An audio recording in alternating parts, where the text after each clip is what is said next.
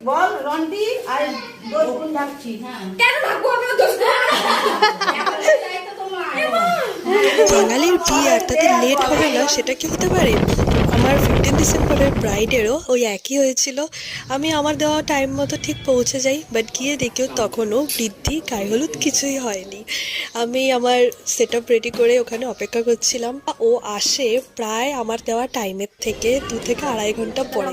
আমি তো ভীষণ চিন্তায় পড়ে যাই যে কী করে ওকে টাইম মতো রেডি করবো, বাট ও আসার সাথে সাথে বলে আমি লেট করে এসেছি, আমি জানি, তাই তোমার যতক্ষণ লাগে ততক্ষণই ছেড়ো, আমাকে লেট করেই ছেড়ো, আমার তাতে কোনো প্রবলেম নেই।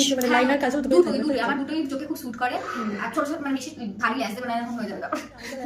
আই মেকআপ কিরকম মেকআপ করে না গ্লিটার থাকবে? একটু গ্লিটারও থাকবে প্লাস একটু শাইনিও থাকবে, বেশি আবার টিকমিকি টুম বাজানো না হয়ে যায়। সত্যি বলতে এরকম একজন ব্রাইড পেয়ে আমিও নিজেকে খুব লাকি মনে করছি, যে নিজের এত লেট হওয়ার পরেও নিজের ফ্যামিলিকে সামাল দিয়ে এক মেকআপ আর্টিস্টকে চিন্তামুক্ত রেখেছে যাতে সে তার বেস্টটা দিতে পারে। ফুল স্যাটিসফাইড আবার রিসেপশনে দিন বলবো টিকমিকি টুম পা হয়নি আমি অন্তত।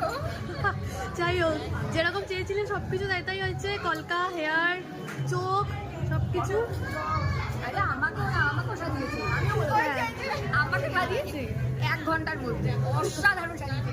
আর তোমার বোনকে কিরকম লাগছে বলো? ব্যাপক লাগছে, ব্যাপক মানে আনএক্সপেক্টেড। আমরা খুব খুশি, আমরা লেট করে এসেছি, তারপরেও যদি তুমি খুব শান্তভাবে রিকোয়ারমেন্ট অনুযায়ী তার থেকেও বেটার সাজিয়েছো না, এটা আমাদের কাছে প্লিজ থ্যাংক ইউ তোমাকে। Thank you.